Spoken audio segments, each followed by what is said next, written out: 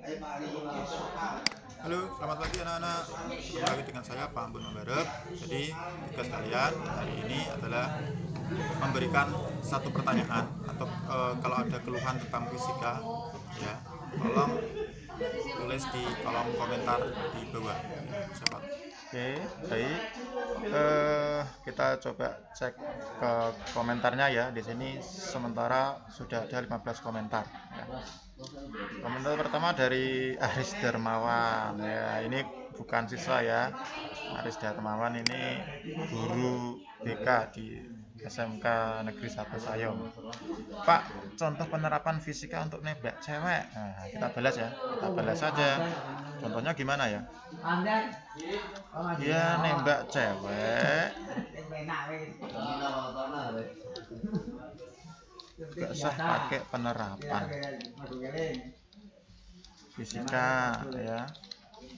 Datangi rumahnya, izin sama ortunya gitu ya, lalu tentukan tanggal nikah. Nah, gitu aja, simple. Nah, kita balas. Oke. Terus pertanyaan yang kedua dari Mbak Indah Mulyani, ya ini siswa ya, tentang tugas kemarin Pak, pas Google Meet masih gak paham ya. Paham, mungkin yang materi gelombang ya, gelombang berjalan sama stasioner. Mbak Indah nanti bisa ya,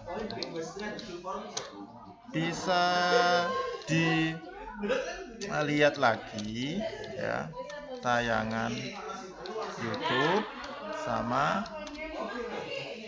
modul yang sudah Pak Bambang berikan. Oke. Intinya untuk materi ini Mbak Indah harus aktif ya, harus aktif, terus harus memahami trigonometri. Ya, trigonometri itu sin, cos gitu ya, sin, cos. Oke, terus sama apa ya, hal yang dipelajari hanya seputar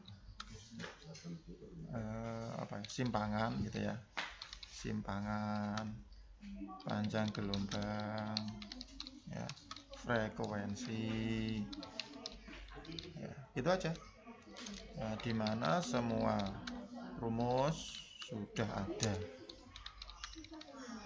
di YouTube dan modul. Gitu ya Mbak Indah ya. Oke.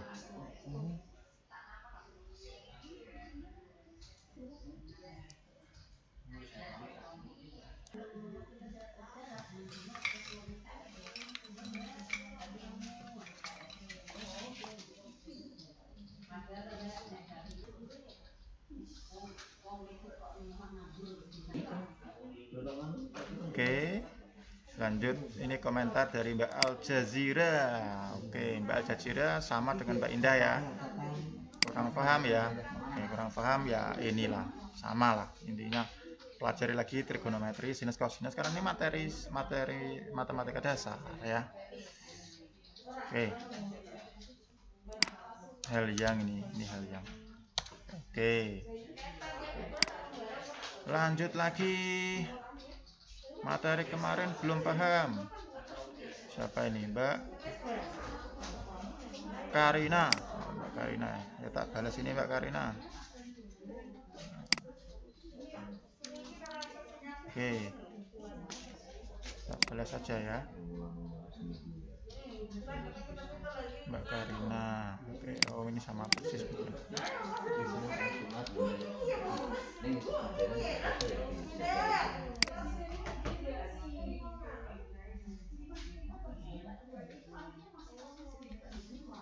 Sementara Mbak Dina Rahmawati, pertanyaan apa saja sifat-sifat gelombang berjalan? Sifatnya bisa dipantulkan. Jadi gelombangnya sama mantul Mbak Dina. Terus bisa dibiaskan, nah, membias. Terus bisa dipadukan atau interferensi. Nah, itu ya. Terus ada istilah bukit dan lembah gitu. Kemarin sudah saya gambarkan ya istilah itu. Ini ada Mbak Rika, bagaimana cara membedakan gelombang mekanik, berjalan, bunyi. Oke.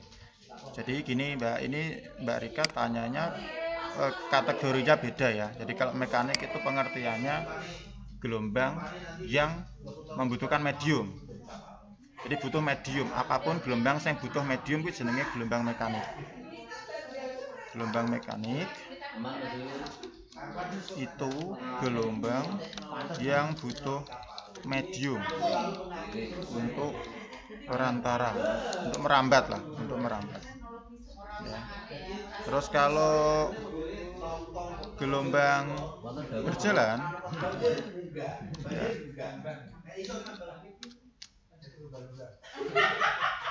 itu salah satu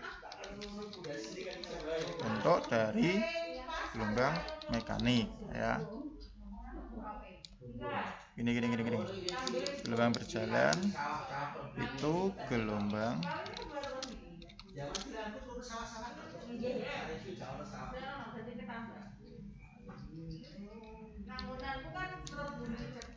yang memiliki amplitudo tetap ya. Terus ada gelombang bunyi, itu salah satu contoh bentuk gelombang mekanik ya, seperti itu. Terus ada lagi cara membedakan gelombang stasioner, ujung terikat dan ujung bebas dari Mas Rubai.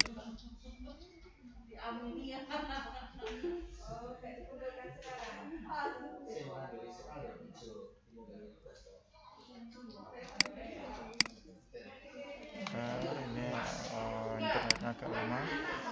Bagaimana cara membedakan gelombang stasioner, ujung terikat dan ujung bebas?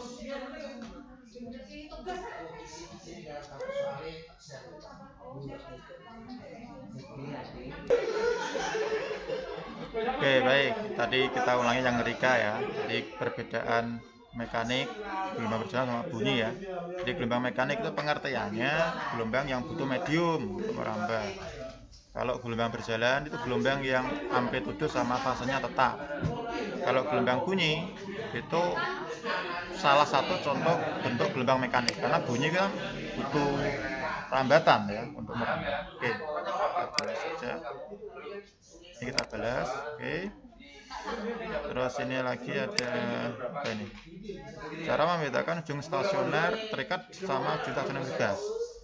Kalau ujung stasioner terikat itu gambarnya seperti ini ya. Gambarnya seperti ini. Kita lihat dulu materinya.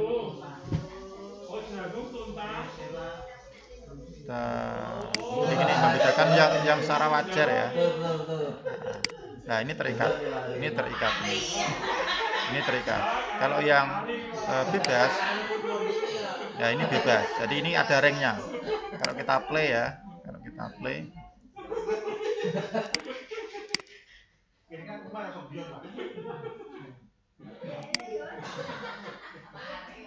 ini ya oscilasi aja. Nah, kita play. Nah, ini ujung terikat. Jadi ujung di sini terikat tetap itu, tidak bergerak. Kalau yang ujung bebas, yang sini nanti bergerak-gerak. Nah, bergerak-gerak.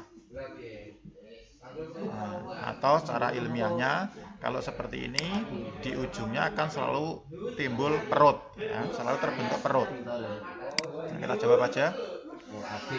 Untuk ujung terikat itu ya, itu ujung pantulnya terbentuk terikat, itu berarti terbentuk simpul. Nah, Kalau ujung bebas itu ujung pantulnya terbentuk perut atau bebas bergerak ya, bebas bergerak. Kalau terikat ya tetap gitu, tetap atau terikat. Itu jawaban saya untuk Mas Muhammad Robai. Nah ini lagi ada pertanyaan dari Mbak Sri Haryati dari 11 MIPA 3. Bagaimana pengaruh frekuensi dan amplitudo terhadap bunyi? Ini Mbak, nah frekuensi itu mempengaruhi tinggi rendahnya bunyi, nada atau bunyi ya. Kalau amplitudo itu mempengaruhi kuat dan lemahnya bunyi. Ya, kuat dan lemahnya bunyi. Kalau saya gambarkan di sini ya. Nah, sini. Nah, gelombang yang seperti ini. Nah, kita tes aja ulangi ya. Yang rapat gini ya. Ini yang rapat banget ini berarti frekuensinya tinggi. Tapi kalau yang ini frekuensinya rendah. Kalau amplitudo itu gini. Amplitudo itu gini. Nah, ini amplitudo tinggi. Sementara yang ini amplitudo rendah. Gitu ya. Kalau frekuensi tinggi seperti ini. Ini frekuensi tinggi. Kita gambarkan di sini. Ini frekuensi tinggi gitu. Frekuensi besar, tinggi gitu. Yang ini frekuensi rendah. Frekuensi lemah ya, atau rendah. Kalau yang gambar yang ini tadi, yang atas ini amplitudo tinggi atau besar ya, besar. Sementara yang kecil di sini, ya amplitudo kecil gitu. Amplitudo kecil. Nah, seperti itu. Itu perbedaannya, Mbak. Nah, ya. Jadi frekuensi kui mempengaruhi tinggi rendahnya. Misalkan gini, saya gembor sama kan beda frekuensinya. Kalau cewek biasanya frekuensinya lebih tinggi, ya cewek biasanya frekuensinya lebih tinggi ya, berapa hertz gitu lebih tinggi. Itu Mbak Sri Haryati. Lalu ada lagi Mas Bagas dari MIPA 3 ya. Sebutkan dan jelaskan jenis-jenis gelombang. Wis tau tak jelaskan to Mas. Gampang jane ya. Berdasarkan apa dulu ya? Kalau berdasarkan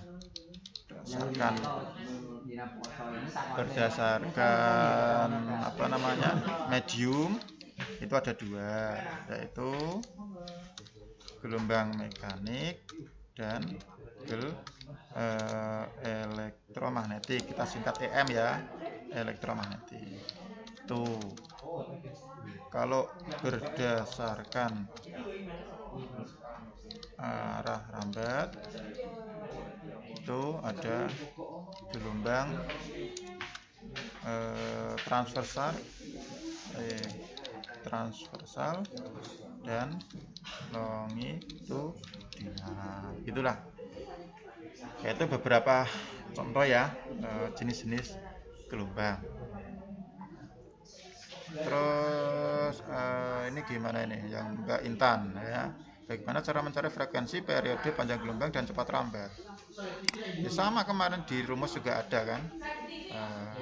Jadi kalau mencari kecepatan ya atau cepat rambat ya, V sama dengan lambda dikali frekuensi. Lambda itu panjang gelombang. Lambda ya panjang gelombang ya, panjang gelombang. Terus Terus kalau mencari periode, itu ya waktu per banyaknya bergetar atau banyaknya gelombang. Kalau mencari frekuensi ya dibalik ya, banyak gelombang dibagi dengan waktu yang dibutuhkan. Itu simpelnya seperti itulah. Nanti bisa di sendiri. Kita balas lagi ya. Oke. Ini sudah lumayan banyak lagi ya, ya mungkin nanti tidak semuanya pertanyaan saya jawab ya. Apakah sejarah jenis gelombang? Nah ini tadi hampir sama dengan ini ya, sejarah hampir samalah jenis gelombang ya. Materi yang kemarin Pak belum paham di Google Meet, ini tadi jawabannya juga sudah aja tadi ya. Ini pertanyaan-pertanyaan yang sama akan saya lewati aja. Wah, Mbak Tia ini, apa yang dimaksud dengan refraksi, difraksi, refleksi, dispersi, interferensi, depolarisasi? Wah, ini Mbak Tia itu ini sudah kompleks ya pertanyaan, enggak apa. Yang namanya refraksi itu membias, Mbak, membias. Kalau refleksi itu mantul, mantul. Jadi gelombangnya mantul. Ini sifat-sifat gelombang ya. Terus kalau dispersi itu memudar ya. Istilahnya bahasa Indonesianya itu membelok atau memudar ya. Membelok membias ya, memudar. Terus interferensi itu menggabung. Terus polarisasi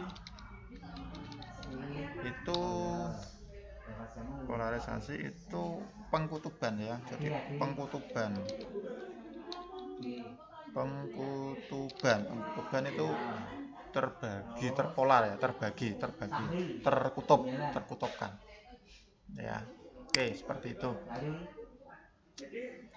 Ini jawabannya juga sama dengan yang tadi, cara membedakan juga sama ya. Oke. Mengapa gelombang yang dihasilkan pelemparan batu dalam air? Ini bagus, pertanyaan seperti ini bagus ya. Mengapa gelombang yang dihasilkan oleh batu dalam air digolongkan gelombang berjalan? Nah, ya karena partikelnya hanya bergerak naik turun.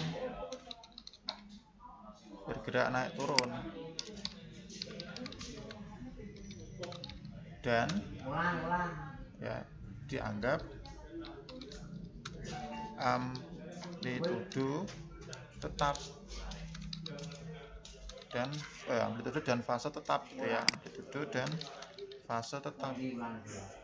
Oke, seperti itu Mbak Vina ya, ya, naik turun toh. Jadi kayak gini nonton gila. Ini seperti gelombang. Jadi yang dimasukkan dalam air kan gini kan. Kita lihat, kita slow motion aja. Lihat partikel yang gambar warna hijau ini. Ini kan hanya bergerak naik, turun, naik, lurus gitu loh geraknya. Dia tidak berpindah ke kanan atau ke kiri. Dia hanya bergerak naik turun saja. Nah, seperti itu. Jadi aslinya misalkan kalian berada dalam keadaan di dalam air yang sempurna gitu ya. Kalian terombang-ambing dalam ombak dengan kondisi seperti itu, kalian tidak akan bisa kemana-mana aslinya. Kalau hanya mengapung yo ngono tok, kecuali kalian berenang ya. Jadi kalau kalian diam pakai pelampung, yo akan berada di kondisi sini terus, naik turun terus. Itu kondisinya seperti itu. Kita yang no end aja.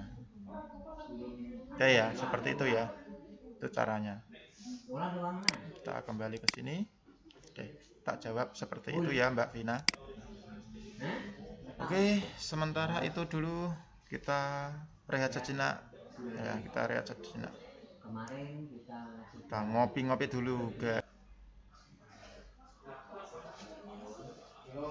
Oke, ini sudah ada pertanyaan lagi, kita lanjutkan lagi ya, coba ya. Oke. Mbak Tia Nadila dari 11 MIPA 3. Pak, apa perbedaan yang mendasar antara gelombang transversal sama gelombang longitudinal? Oke, Mbak Tia Nadila, kita jawab. Perbedaan mendasar gelombang transversal dan longitudinal. Oke, ya seperti kemarin, Mbak. Jadi nak transversal itu arah gelombang yang arah getar tegak lurus dengan arah rambat. Kalau yang longitudinal itu gelombang yang arah getar sejajar dengan arah rambat. Contoh gambarnya seperti ini ya, gambarkan. Ini transversal nih. Ini transversal. Jadi transversal itu gini. Kalau yang longitudinal itu gambarnya gini. Sama seperti slinky ya, slinky. Nah, ya. Jadi ini adalah transversal. Yang ini contoh gelombang longitudinal. Nah, seperti itu ya Mbak Tia Nadila. Kita jawab satu-satu. Ada lagi dari Mbak Arini Iza dari 11 MIPA 4. Apa saja ciri-ciri gelombang cahaya? Ini mirip tadi ya. Gelombang cahaya itu gelombang yang kompleks, jadi sifatnya banyak. Bisa dipantulkan. Cahaya kan bisa mantul, Mbak. Di kue ngoco kuwi saka cahaya. Makanya kamu bisa bercermin tuh karena cahaya kan. Bisa dipantulkan. Bisa di dibiaskan, refraksi ya, dibiaskan. Terus bisa digabungkan atau interferensi atau mengalami interferensi gitu ya. Terus bisa polarisasi atau mengalami polarisasi. Terus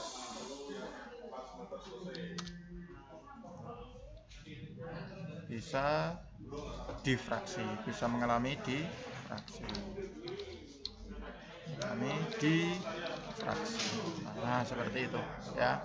Itu contoh-contoh gelombang cahaya.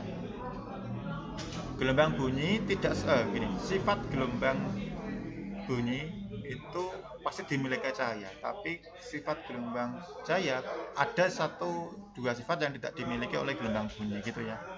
Tuh contohnya. Jelaskan persamaan gelombang stasioner ujung bebas pada tali. Ya ini toh Mbak Jaswita ya.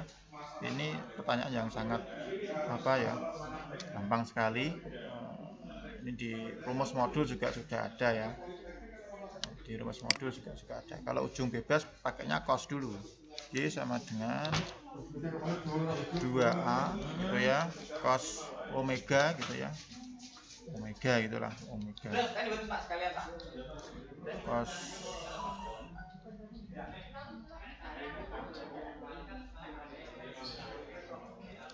kx, cos kx sin omega t gitu. Omega t. Sorry ini omega ya karena tidak ada tidak ada karakter untuk omega.